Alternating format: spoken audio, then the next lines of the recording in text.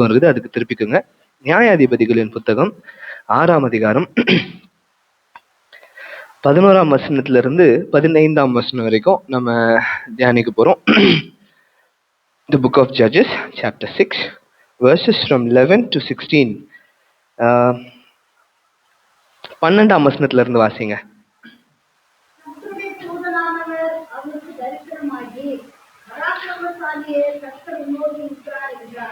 அப்பொழுது கிதியோன் அவரை நோக்கி, என் ஆண்டவனே, கர்த்தர் எங்களோடு இருந்தால் இதையெல்லாம் எங்களுக்கு நேரிடுவானே.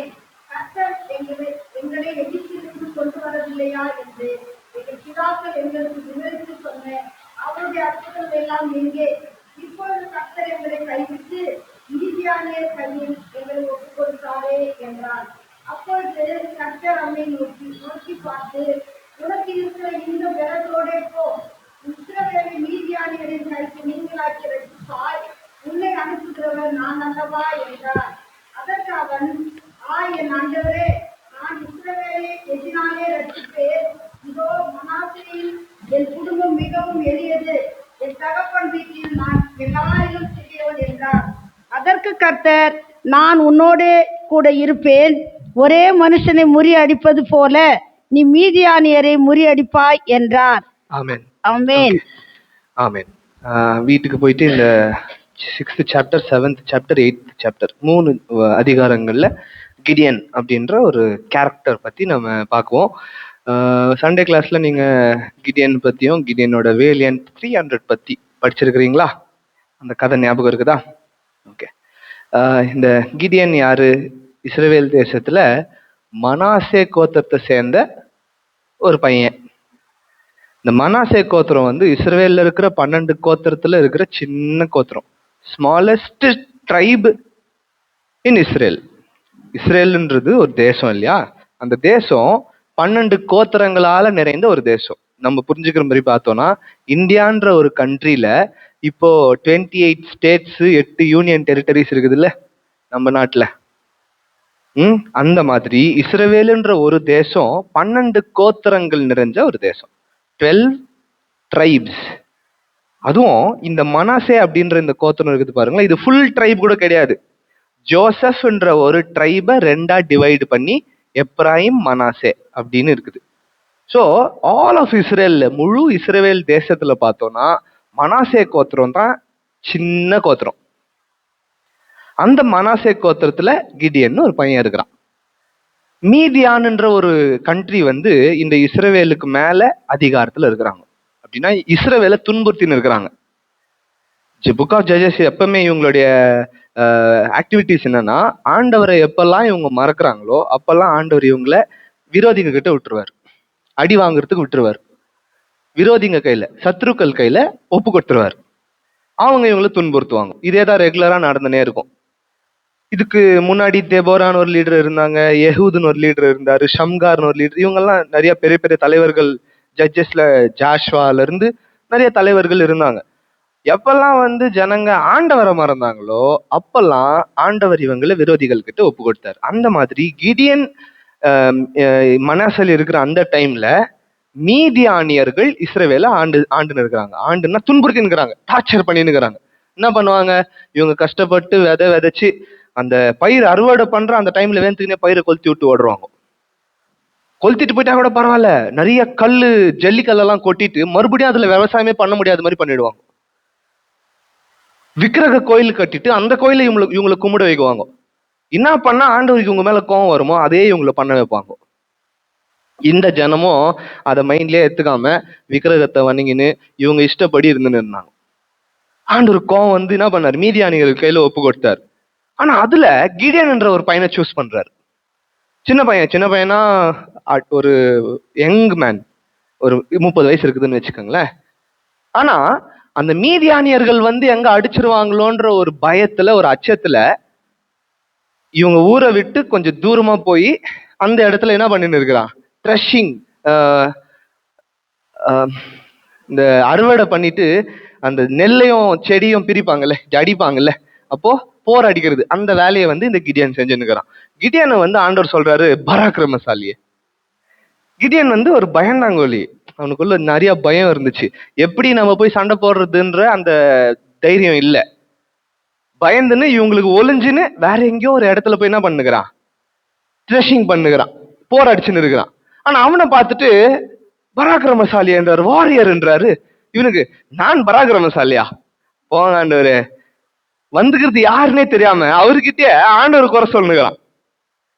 ஆண்டவர் வந்து கிடியன் கிட்ட பேசினுக்கிறாரு, வந்துக்கிறது ஆண்டவர்னு தெரியாம ஆண்டவர் எங்க கூட இருக்கிறாரு, அவருக்காண்டி எங்க கூட இருந்திருந்தா எங்களுக்கு இவ்வளவு கஷ்டம் வருமா, அந்த மீதியானர்கள் எங்களை போய் இப்படி அடிப்பாங்களா, அவருக்காண்டி எங்க கூட இருந்தா இந்த பிரச்சனை எல்லாம் எங்களுக்கு வருமா அப்படின்னு ஆண்டவரை பத்தியே குறை சொல்லுகிறான், ஆண்டவர்கிட்டே சொல்லுகிறான். இப்ப நம்ம வாசிச்சோம்ல அந்த 2-3 வசனத்துல, அதுல ஆண்டவரை பத்தி ஆண்டவர்கிட்டே குறை சொல்லுகிறான். சரி, இப்ப ஆண்டவர் பத்தி குறை சொல்லி முடிச்சிட்டோன்னு ஆண்டவர் நான் வரேன்பா அப்படின்னு சொல்லிட்டாரா? இப்ப இவன் மேல நம்பிக்கை இல்லை. ஆண்டவரே, என் கோத்திரம், என் ட்ரைப் இருக்குது பாருங்க, மனாசே, இஸ்ரவேல்ல இருக்கிற மத்த எல்லா கோத்திரத்தை விட மனாசே சின்ன கோத்திரம். அந்த மனாசே கோத்திரத்துல என் கேங்கு, என் ஃபேமிலியோட கம்யூனிட்டி இருக்குது பாருங்க, அது சின்னது. அதுல எங்க அப்பா சின்னவர், எங்க அப்பாவுக்கு நான் சின்னவன். அப்படின்னா ஒட்டுமொத்த தேசத்துல, லைக் என்டையர் கண்ட்ரியில மனாசே சின்ன ட்ரைபு. அந்த சின்ன ட்ரைப்ல இவங்களோட கிளான், சின்ன கிளான்.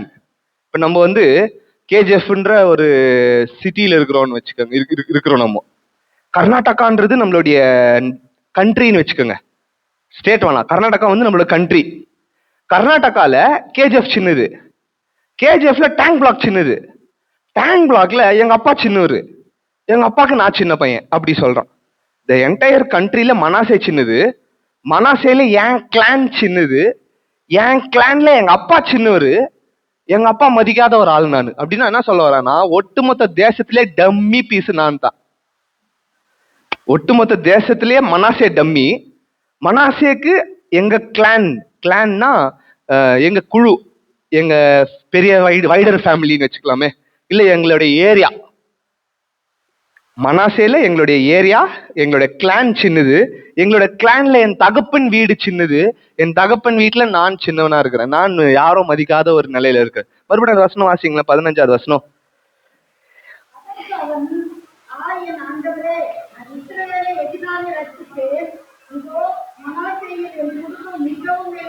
மனாசேவில் என் குடும்பம் மிகவும் எளியது, என் தகப்பன் வீட்டில் நான் எல்லாரிலும் சிறியவன் என்றான். அவ பாருங்க, இந்த ஒட்டுமொத்த கண்ட்ரில மனாசே வீக்கு, மனாசேல இவங்களோட தகப்பன் வீடு வீக்கு, தகப்பன் வீட்டுல இவன் வீக். அப்ப ஒட்டுமொத்த கண்ட்ரிலே டம்மியானது யாரு? மனாசே இல்ல, கிதியோனு. ஒட்டுமொத்த தேசத்திலேயே யாரும் மதிக்காத ஒரு ஆள் ஒருத்தர் இருக்கிறாங்க அப்படின்னா அது கிதியன். ஆனா ஆண்டவர் இவனை சூஸ் பண்ணார்.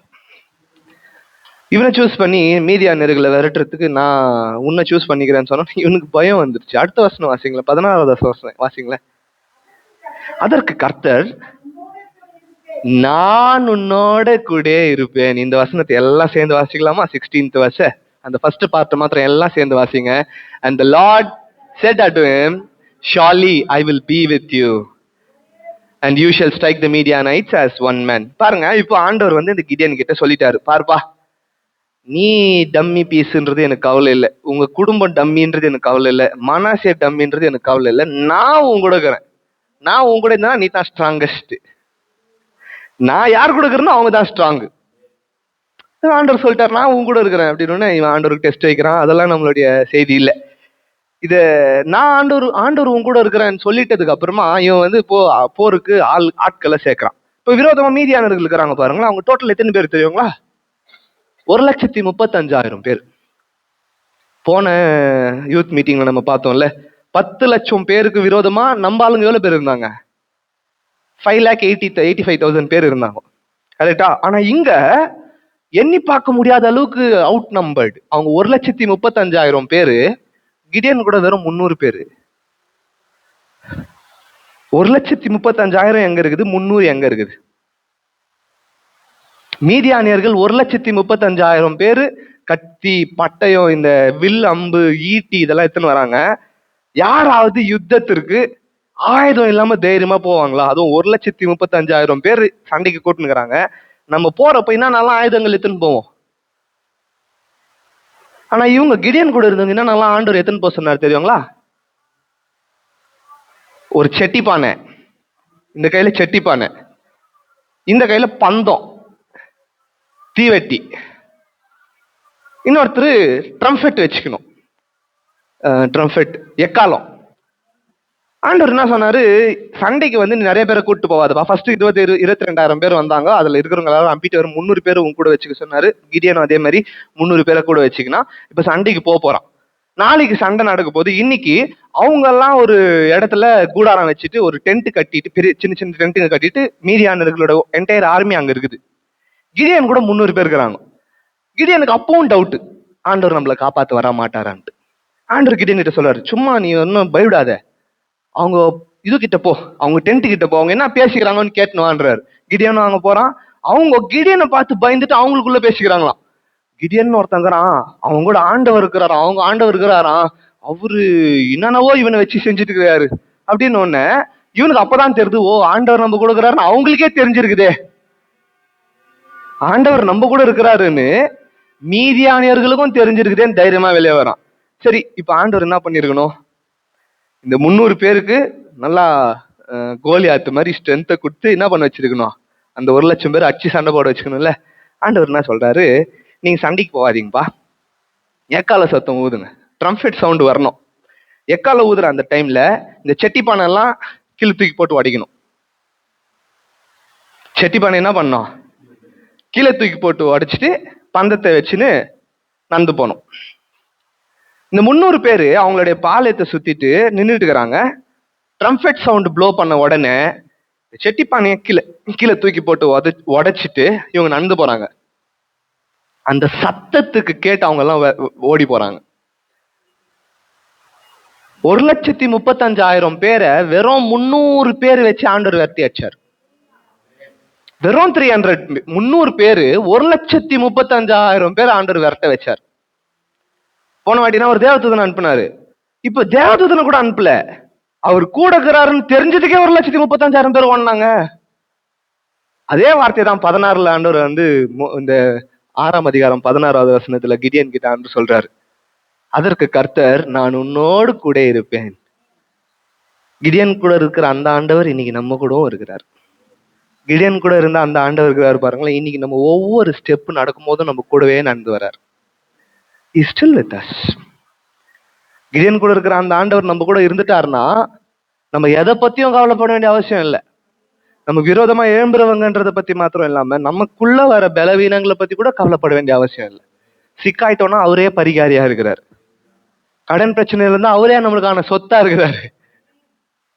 எந்த பிரச்சனைக்குமான சர்வ ரோக நிவாரணியா அவரே இருக்கிறாரு. இப்போ நிறைய ஸ்பெஷாலிட்டி ஹாஸ்பிட்டலுங்க வந்துருச்சு. கண்ணுக்கு ஒரு டாக்டர், இஎன்டி, ஏர் நோஸ் த்ரோட்டா, ஓகே, பல்லுக்கு டென்டிஸ்ட், ஹார்ட்டுக்கு கார்டியாலஜிஸ்ட், குழந்தைங்களுக்கு பீடியாட்ரிஷியன். இந்த மாதிரி ஒவ்வொரு ஹாஸ்பிட்டலும் ஒரு ஸ்பெஷாலிட்டி. ஆனா நம்ம ஆண்டவர் பாருங்களேன், அவர் சர்வ ரோக நிவாரணி, எல்லா வியாதிக்கும் ஒரே மருந்தானவர். அவர் கிடியன் கிட்ட நான் உன் கூட இருக்கிறேன்னு சொன்னது போலவே இன்னைக்கு நம்ம கூடவும் சொல்றாரு, நான் உன் கூட இருக்கிறேன். இத்தனை பேருக்கு ஆசை ஆண்டவர் நம்ம கூட இருக்கணும்ட்டு. ஆண்டவர் சொல்றாரு நான் உன் கூட இருக்கிறேன். அவர் ஏற்கனவே சொல்லிட்டாரு, இஸ் வித் யூ. ஸோ ஆண்டவர் உங்க கூட இருக்கிறாருன்ற அந்த ஒரு கன்ஃபர்மேஷன் உங்களுக்கு வந்து இன்னைக்கு கிடைச்சிச்சுன்னு நினைச்சுக்கோங்க. சரி, இப்போ ஆண்டவர் என் கூட இருந்துட்டாரு, how will that be useful to me? ஆண்டவர் என் கூட இருந்துட்டா எப்படிப்பா யூஸ்ஃபுல் அது எனக்கு? ஆண்டவர் இல்லாதவங்களோட நிலைமையை யோசிச்சு பாருங்க, அப்போ புரியும் ஆண்டவர் இருந்துட்டா என்ன யூஸ்ஃபுல். யார் கூட ஆண்டவர் இல்லையோ அவங்க என்ன வழியில் இருக்கிறாங்கன்னு யோசிச்சு பாருங்க. யார் கூட ஆண்டவர் இருக்கிறாரோ அவங்க எப்படி இருக்கிறாங்கன்னு யோசிச்சு பாருங்க. If God is all you have, you have all you NEET.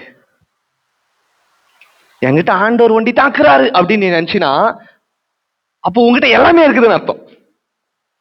அந்த ஆண்டவர் உனக்கு சொல்றாரு, ஐ ஆம் வித் யூ. கிடியன் கிட்ட சொன்ன அந்த ஆண்டவர் யார்கிட்ட சொல்றாரு? நம்ம ஒவ்வொருத்தர்கிட்டயும் சொல்றாரு, நான் உன் கூட இருக்கிறேன். அப்ப அந்த ஆண்டவர் நம்ம கூட இருக்கிறதுனால அவருக்கு பிரியமானதை, அவருக்கு உகந்ததை, அவருக்கு பிடிச்சதை செஞ்சோம்னா நமக்கு விரோதமா எந்த தேசத்தை சேர்ந்தவங்க இல்லை எந்த மாதிரியான விரோதிகள் எழும்பினாலும் அவங்கள விரட்டி அடிக்கிற அந்த வல்லமை உள்ள ஆண்டவர் நம்ம கூட இருக்கிறதுனால எல்லா இடத்துலும் ஜெயம் கிடைக்க நமக்கு அவர் உதவுவார். எத்தனை பேர் விசுவாசிக்கிறீங்க ஆண்டவர் என் கூட இருந்துட்டா எல்லாத்தையும் என்னால ஃபேஸ் பண்ண முடியும்? ஸோ அந்த விசுவாசம் உங்களுக்குள்ள இருந்துச்சுன்னா இந்த நம்பிக்கையோடவே திருப்பி போங்க. ஆண்டவர் உங்க கூட இருக்கிறாரு. He will be with you. எப்பவுமே உங்க கூட இருப்பாரு. எல்லா ஸ்ட்ரகிள்ஸ்லயும் உங்க கூட இருப்பாரு. ஸ்ட்ரகிள்ஸை ஃபேஸ் பண்ற பலத்தை உங்களுக்கு தருவார். கர்த்தர் தாமே இந்த வார்த்தைகளை நமக்கு ஆசீர்வதிப்பாராக.